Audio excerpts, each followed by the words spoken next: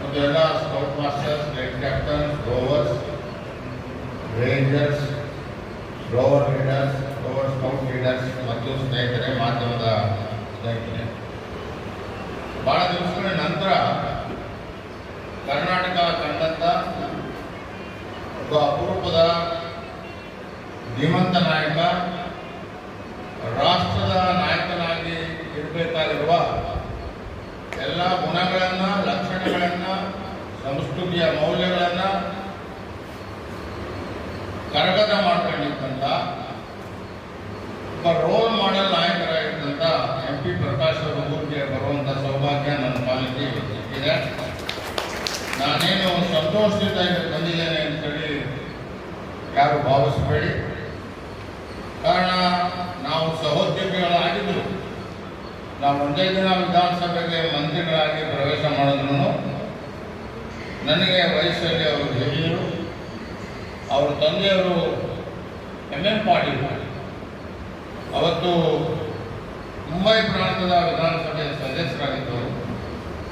ಅವ್ರಿಗೆ ಒಂದು ರಾಜಕೀಯ ಹಿನ್ನೆಲೆ ಇತ್ತು, ವಕೀಲರಾಗಿದ್ದರು, ಒಳ್ಳೆಯ ಕೃಷಿಕರಾಗಿದ್ದರು ಮತ್ತು ಇಡೀ ಹಡಗಲಿ ಕ್ಷೇತ್ರ ಮತ್ತು ಬಳ್ಳಾರಿ ಕ್ಷೇತ್ರಕ್ಕೆ ಅವ್ರಿಗೆ ಬಹಳ ಕಲ್ಪನೆಗಳಿತ್ತು. ಇದೊಂದು ದೊಡ್ಡ ಸಾಂಸ್ಕೃತಿಕ ನಾಡನ್ನಾಗಿ ಮಾಡಬೇಕು ಅಂತಕ್ಕಂಥ ಒಂದು ಕಲ್ಪನೆಯನ್ನು ಕಂಡಂಥ ಧೀಮಂತ ನಾಯಕರು. ಮತ್ತು ವೈಚಾರಿಕತೆಯಲ್ಲಿ ಈ ದೇಶದ ಅನೇಕ ನಾಯಕರುಗಳು, ರಾಮಮನೋಹರ್ ಲೋಹಿಯಾ, ಲೋಕನಾಯಕ್, ಜಯಪ್ರಕಾಶ್ ನಾರಾಯಣ್, NG ಗೋರೆ, ಅಶೋಕ್ ಮೆಹ್ರಾ ಅಂತ ಮಹಾನ್ ನಾಯಕರ ಕೈ ಕೆಳಗಡೆ ಕೆಲಸ ಮಾಡಿದವರು MP ಪ್ರಕಾಶ್ ಅವರು. ದುರ್ದೈವ ಅಂತ ಕಾಣ್ತದೆ ನಿಮಗೆ ಈ ಭಾಗದ ಜನಗೆ, ವಿಶೇಷವಾಗಿ ಹಡಗಲಿ ತಾಲೂಕಿಗೆ ಒಬ್ಬ ಮುಖ್ಯಮಂತ್ರಿಯನ್ನು ನೋಡ್ತಕ್ಕಂಥ ಸನ್ನಿವೇಶ ಒದಗಿ ಬರಲಿಲ್ಲ. ಮುಂದೆ ಒಂದಿನ ಒಬ್ಬ ಮುಖ್ಯಮಂತ್ರಿ ಭಾಗಕ್ಕೆ ಆಗಬೇಕು ಅನ್ನೋದು ನಮ್ಮೆಲ್ಲರ ಆಸೆ. ಕಾರಣ ಮುಖ್ಯಮಂತ್ರಿ ಆದಾಗ ಇವತ್ತಿನ ಪ್ರಜಾತಂತ್ರದ ವ್ಯವಸ್ಥೆಯಲ್ಲಿ ನಾವೆಲ್ಲರೂ ಬಾಬಾ ಸಾಹೇಬ್ ಅಂಬೇಡ್ಕರ್ ಅವರ ಸಂವಿಧಾನದ ಆಶ್ರಯದಲ್ಲಿ ಕೆಲಸ ಮಾಡಿದ್ರು, ಅಧಿಕಾರದ ವಿಕೇಂದ್ರೀಕರಣ ಬಗ್ಗೆ ಮಾತನಾಡಿದ್ರು, ಅಧಿಕಾರ ಇರೋದು ಮುಖ್ಯಮಂತ್ರಿಗಳ ಕೈಯಲ್ಲಿ. ಹೀಗಾಗಿ ಭಾಗಕ್ಕೆ ಹಡಗಲಿ, ಹರಪನಹಳ್ಳಿ ಇತ್ಯಾದಿ, ಕೊಟ್ಟೂರು ಇವೆಲ್ಲ ಬಹಳ ಹಿಂದುಳಿದಿರ್ತಕ್ಕಂಥ ಪ್ರದೇಶಗಳು. ಬಹಳ ದೊಡ್ಡ ಬೃಹತ್ ನೀರಾವರಿ ಯೋಜನೆಗಳನ್ನು ಸಹಿತ ಇಲ್ಲಿ ತರಲಿಕ್ಕೆ ಆಗೋದಿಲ್ಲ. ನಿಮಗೆಲ್ಲ ಗೊತ್ತಿರೋ ವಿಚಾರ ಇದೆ. ಆದರೆ ಸೌಜನ್ಯತೆಗೆ, ಸಂಸ್ಕೃತಿಗೆ ಕೆಸರಿನಲ್ಲಿ ಕಮಲದ ಹಾಗೆ ಮಾನ್ಯ ಪ್ರಕಾಶ್ ಅವರು ಇಡೀ ಕರ್ನಾಟಕದಲ್ಲಿ ಬೆಳೆದರು. ಇವತ್ತಿಗೂ ನಾನು ಹೇಳ್ತೇನೆ, ನಾವೆಲ್ಲ ಕರ್ನಾಟಕದ ಪರವಾಗಿ, ಏಕೀಕರಣದ ಪರವಾಗಿ ಹೋರಾಟ ಮಾಡಿರುವ ಮುಖಂಡರ ಕೆಳಗಡೆ ನಾನು ನುಡಿದಿರೋ ಕರ್ನಾಟಕದ ಏಕೀಕರಣ ಇವತ್ತಿಗೂ ಆಗಬೇಕು. ದುರ್ದೈವದಿಂದ ಮಂಡ್ಯನೇ, ಬಿಜಾಪುರನೇ, ಧಾರವಾಡದವರೇ. ನಮ್ಮ ಮನಸ್ಸುಗಳು ಇನ್ನೂ ಒಂದಾಗಿಲ್ಲ. ಆ ಮನಸ್ಸುಗಳು ಒಂದಾಗಬೇಕು ಅಂತ ಹೇಳಿ ಅತ್ಯಂತ ಕಾಳಜಿಯಿಂದ ದುಡಿದಂಥ ಮಹಾನ್ ನಾಯಕ ಅಂತ ಹೇಳಿದ್ರೆ ಎಸ್ ನಿಜಲಿಂಗಪ್ಪನವರು. ಆ ನಿಜಲಿಂಗಪ್ಪನವರು ಹುಡಿದಂಥ ಊರು ಇಲ್ಲಿ ಹರಪನಹಳ್ಳಿ ತಾಲೂಕು, ಪಕ್ಕದ ತಾಲೂಕಿನಲ್ಲಿ ಇರ್ತಕ್ಕಂಥ. ನಾನು ಹಲಗಾವಲಿಗೆ ಹರಪನಹಳ್ಳಿಗೆ ಬೇಕಾದಷ್ಟು ಬಂದಿದ್ದೇನೆ. ಅನೇಕ ಸ್ವಾತಂತ್ರ್ಯ ಹೋರಾಟಗಾರರಿದ್ರು, ಸನ್ಮಾನ್ಯ ಸೇತುರಾಮಾಚಾರ್ಯ ಅವರು ನಾನು ನೆನೆಸ್ಕೊಳ್ತೇನೆ. ಇವರೆಲ್ಲ ದುಡಿದಂಥ ಒಂದು ಪ್ರದೇಶ ಇದೆ. ನೀವು ಯಾವ ಕ್ಷೇತ್ರ ತಗೊಳ್ಳಿ, ಕೃಷಿ ಕ್ಷೇತ್ರ ತಗೊಳ್ತೀರಾ, ಸಾಂಸ್ಕೃತಿಕ ಕ್ಷೇತ್ರ ತಗೊಳ್ತೀರಾ, ಶೈಕ್ಷಣಿಕ ಕ್ಷೇತ್ರ ತಗೊಳ್ತೀರಾ, ಆಡಳಿತದ ಕ್ಷೇತ್ರ ತಗೊಳ್ತೀರಾ, ಸಂವಿಧಾನ ತಗೊಳ್ತೀರಾ, ಎಲ್ಲ ಕ್ಷೇತ್ರಗಳಲ್ಲೂ ಸಹಿತ ಅವರು ಬರೀ ಬಲ್ಲವರಾಗಿರ್ಬೇಕು. ಅದನ್ನು ಆಳವಾಗಿ ಅಧ್ಯಯನ ಮಾಡಿ ಅಳವಡಿಸ್ಕೊಂಡಿದ್ದಂಥ ಮಹಾನ್ ವ್ಯಕ್ತಿ ಪ್ರಕಾಶ್. ಅವರ ಪ್ರತಿಮೆಯನ್ನು ಇವತ್ತು ಅನಾವರಣ ಮಾಡ್ತಾರೆ ಅಂತ ಹೇಳಿ ನನಗೆ ಅವರ ಪುತ್ರಿ, ಅವರ ಅಭಿಮಾನಿಗಳೆಲ್ಲ ದೂರವಾಣಿ ಮೂಲಕ ಹೇಳಿದ್ರು, ನೀವು ಬರಲೇಬೇಕು ಅಂತ ಹೇಳಿ. ನಾನು ನಿನ್ನೆ ರಾತ್ರಿ ನಮ್ಮ ಭಾರತ್ ಸ್ಕೌಟ್ ಗೈಡ್ಸಿನ ಅತ್ಯಂತ ಮಕ್ಕಳ ಪ್ರತಿಷ್ಠಿತ ಪ್ರಶಸ್ತಿ ರಾಜ್ಯ ಪುರಸ್ಕಾರ ಪ್ರಶಸ್ತಿ. ಆ ಪ್ರಶಸ್ತಿ ರಾಜಭವನದಲ್ಲಿ ಮಾತ್ರ ರಾಜ್ಯಪಾಲರು ಹೋದ್ದಾರೆ. ರಾಜ್ಯಪಾಲರು, ನಮ್ಮ ಈಗಿರೋ ರಾಜ್ಯಪಾಲರು ಸನ್ಮಾನಕ್ಕೆ ಕೊನೆ ದಿನ ನಿವೃತ್ತಿ ಆಗುವ ದಿನ. ನನಗೆ ನಿನ್ನೆ ದಿನಾಂಕ ಕೊಟ್ಟಿದ್ರು, ಅವ್ರು ಬರೆಯೋಕ್ಕಾಗಿಲ್ಲ. ಆದರೆ ಕಾರ್ಯಕ್ರಮ ಕ್ಷಮೆ ಕೊಡ್ತಾನೆ, ಸ್ವಲ್ಪ ತಡ ಆಗಿದೆ.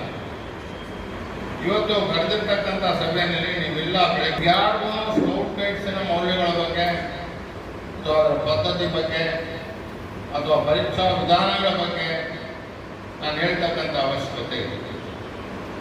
ನಮ್ಗೆ 75 ವರ್ಷ ಆಗಿದೆ ಸ್ವಾತಂತ್ರ್ಯ ಬಂದು. ಸ್ವಾತಂತ್ರ್ಯ ಬಂದ 75 ವರ್ಷಗಳಲ್ಲಿ ಅನೇಕ ಪಕ್ಷದ ಸರ್ಕಾರಗಳು ಬಂದಿವೆ. ಶಿಕ್ಷಣ ಕ್ಷೇತ್ರದಲ್ಲಿ ಸಾಕಷ್ಟು ಸುಧಾರಣೆಯೂ ಸಹಿತ ಆಗಿದೆ. ಉದ್ಯೋಗವನ್ನು ಕೊಡತಕ್ಕಂಥ ಶಿಕ್ಷಣನೂ ಒಂದು ಕಡೆ ಆಗಿದೆ. ವಿಶೇಷವಾಗಿ ವಿಜ್ಞಾನದ ಕ್ಷೇತ್ರದಲ್ಲಿ ಅನೇಕ ಬೆಳವಣಿಗೆಗಳನ್ನು ನಾವು ನೋಡ್ತಾ ಇದ್ದೇವೆ. ಆದರೂ ಸಹಿತ ಎಲ್ಲೋ ಒಂದು ಕಡೆ ನಾವು ಉದ್ಯೋಗವನ್ನು ಕೊಡತಕ್ಕಂಥ ಶಿಕ್ಷಣದ ಕಡೆಗೆ ಹೆಚ್ಚಿನ ಒತ್ತನ್ನು ಕೊಡಬೇಕಾಗಿದೆ, ಮುಂದೆ ಕೊಡಬೇಕಾಗ್ತದೆ. ಇದರ ಭರದಲ್ಲಿ ನಮ್ಮ ಮೌಲ್ಯಗಳನ್ನು ನಾವು ಮರ್ತಿದ್ದೀವ ಅಂತಕ್ಕಂಥ ಸಂಶಯ ನಮ್ಮೆಲ್ಲರಿಗೂ ಸಹಿತ ಬರ್ತದೆ, ನಿಮಗೂ ಸಹಿತ ಅನಿಸ್ತದೆ. ವಿಶೇಷವಾಗಿ ತಂತ್ರಜ್ಞಾನದ ಉಪಕರಣಗಳು ಬಂದ ಮೇಲೆ ಮೊಬೈಲ್, ಟಿವಿ ಇತ್ಯಾದಿ ನಮ್ಮ ಮಕ್ಕಳಾಗಲಿ ನಾವಾಗಲಿ ನಾವು ಅನುಕರಣೆ ಮಾಡೋಕ್ಕಾಗ್ತಾ ಇಲ್ಲ. ಎಲ್ಲಾದರೂ ಬಸ್ನಲ್ಲಿ ಹೋಗಿ ಪ್ರಯಾಣ ಮಾಡಬೇಕಾದ್ರೆ ನಾವು ಆ ಮೊಬೈಲನ್ನು ತೆಗೆದು ಇಟ್ಕೋತೀವಿ. ನಾವು ಅದರಲ್ಲಿ ಏನೇನು ವಿಚಿತ್ರವಾಗಿರ್ತಕ್ಕಂಥ ನಮ್ಮ ಮೆದುಳನ್ನು ಕಡಿಸ್ತಕ್ಕಂಥ ವಿಷಯಗಳು, ಹೃದಯವನ್ನು ಕಡಿಸ್ತಕ್ಕಂಥ ವಿಚಾರಗಳು ಬರ್ತವೆ. ಅದರಲ್ಲಿ ನಾವು ಹೆಚ್ಚಿಗೆ ಕೇಂದ್ರವನ್ನು ನಮ್ಮ ಮನಸ್ಸನ್ನು ಇಡ್ತೇವೆ ಹೊರತು ಶುದ್ಧವಾದ ಮನಸ್ಸಿನಿಂದ ಸಮಾಜದ ಬಗ್ಗೆ, ಪರಿಸರದ ಬಗ್ಗೆ, ಮೌಲ್ಯಗಳ ಬಗ್ಗೆ ನಾವು ಯೋಚನೆ ಮಾಡೋದು ಸಹಿತ ಕಡಿಮೆ ಆಗ್ತಾ ಇದೆ. ಎಲ್ಲೋ ಒಂದು ಕಡೆ ನಮ್ಮ ನಿಯಂತ್ರಣ ನಮ್ಮ ಕೈಯಲ್ಲಿ ಇಲ್ವೇನೋ ಅಂತ ಹೇಳಿ ಎಲ್ರಿಗೂ ಅನ್ನಿಸ್ತಾ ಇದೆ. ನಮಗೆ ನಾವೇ ನಿಯಂತ್ರಣದಲ್ಲಿ ಇಟ್ಕೊಳ್ಳೋಕ್ಕಾಗ್ತಾ ಇಲ್ಲ ಅಂತ ಅನ್ನಿಸ್ತಾ ಇದೆ. ನಮ್ಮ ಮನೆಗಳ ಒಂದು ಪರಿಸ್ಥಿತಿಯನ್ನು ನೀವು ಊಹೆ ಮಾಡಿ ನೋಡ್ಬೋದು. ಒಂದು ಮಗು ಹುಟ್ಟಿದ್ರೆ ಅಂತ ಹೇಳಿದ್ರೆ ಮಹಾರಾಜರಷ್ಟೇ ಅಲ್ಲ, ಸಾಮಾನ್ಯ ಒಬ್ಬ ಕೂಲಿಕಾರನ ಮನೆಯಲ್ಲೂ ಒಂದು ಮಗು ಹುಟ್ಟಿದೆ ಅಂತ ಹೇಳಿದ್ರೆ ಬಹಳ ಸಂಭ್ರಮದಿಂದ ಇರ್ತಕ್ಕಂಥ ಕಾಲ ಇತ್ತು. ಆ ಮಗುವಿಗೆ ಎಲ್ಲರೂ ಬಹಳ ಆಸಕ್ತಿಯಿಂದ ನೋಡ್ತಾ ಇದ್ದೀವಿ. ಅದಾದ್ಮೇಲೆ ಅದಕ್ಕೆ ಶಿಕ್ಷಣ, ಅದರ ಆರೋಗ್ಯ, ಅದರ ಉಡುಪುಗಳು, ಅದರ ಆಹಾರ, ಇಡೀ ಮನೆಯ ಕುಟುಂಬದ ಒಂದು ಗಮನ ಆ ಮಗು ಬೆಳವಣಿಗೆ ಕಡೆ ಹೋಗ್ತಾ ಇದೆ. ಅದು ಒಂದು ಸ್ಟೇಜು, ಈಗೂ ಸ್ವಲ್ಪ ಹೆಚ್ಚು ಕಡಿಮೆ ಅದೇ ಪರಿಸ್ಥಿತಿ ಇದೆ. ಅದಾದ ನಂತರ ಮಗುಗೆ 3-4 ವರ್ಷದ ನಂತರ ಈ ತಂತ್ರಜ್ಞಾನದಿಂದ ಆಗ್ತಕ್ಕಂಥ ಪರಿಣಾಮಗಳು ನನಗೆ ಆ ಗರ್ಲ್ ಸ್ಕೂಲಲ್ಲಿ ಹೇಳ್ತಾ ಇದ್ದಾರೆ. ಅವ್ರು ಕಂಪ್ಯೂಟರ್ ಲ್ಯಾಬ್ರೇಟರಿ ನಾನು ಕರ್ಕೊಂಡು ಹೋಗಿದ್ರು ತೋರ್ಸಕ್ಕೆ ಅಂತಾರೆ. 50 ಜನಕ್ಕೆ ಕಂಪ್ಯೂಟರ್ ತರಬೇತಿಯನ್ನು ಕೊಡ್ತಕ್ಕಂಥ ಒಂದು ಕೊಠಡಿಯನ್ನು ಅವ್ರು ಮಾಡಿದ್ದಾರೆ. ಸರ್, ನಾವೇನು ಹೇಳ್ಕೊಡೋದು ಇವೇ ಇಲ್ಲ ಸರ್, ಭಾಳ ಸುಲಭ ಆಗೋಗ್ಬಿಟ್ಟದೆ. ಈಗ ನಮಗೆ ಮಕ್ಕಳು ಹೇಳ್ಕೊಡ್ತಾರೆ, ಅವರೊಂದು ಟೈಮ್ ಟೇಬಲ್ ಇಟ್ಕೊಂಡಿದ್ದಾರೆ ಏನೇನು ಕಲಿಸ್ಬೇಕು ಅಂತ ಹೇಳಿ. ಸೊ ಅದು ಈಗ ಬದಲಾವಣೆ ಆಗ್ಬೋದು ಅಂತ ನಾನು ತಮಾಷೆ ಮಾಡಿದ್ದೇವೆ. ಯಾಕಂದರೆ ಈಗ ಬೇರೆ ಬಂದ್ಬಿಟ್ಟಿದೆ AI ಸರ್, ಆರ್ಟಿಫಿಷಿಯಲ್ ಇಂಟೆಲಿಜೆನ್ಸ್. ಅದ್ರ ಹೆಸರಿನಲ್ಲೇ ಇದೆ ಇಂಟೆಲಿಜೆನ್ಸ್ ಅನ್ನೋದು. ಆರ್ಟಿಫಿಷಿಯಲ್ ಅಲ್ಲೇ ಹೇಳ್ಬಿಟ್ಟಿದ್ದಾರೆ ನಾವು ಸಲಾಮ್ master. Artificial intelligence. So artificial intelligence ಇಂದ ನಮ್ಮ ಮನಸ್ಸು ನಮ್ಮ ನಿಯಂತ್ರಣದಲ್ಲಿ ಇರ್ತದ, ಅವನೇ ಒಬ್ಬ ದೊಡ್ಡ ರಾಕ್ಷಸ ಆಗೋಗ್ಬಿಡ್ತಾನ ಅನ್ನೋ ಭಯ ಒಂದು ಕಡೆ ನಮ್ಮಂಥವ್ರಿಗಿದೆ. ನಾವೆಲ್ಲ ಸಾಯಂಕಾಲ ನೋಡ್ತಾ ಇದ್ದೇವೆ.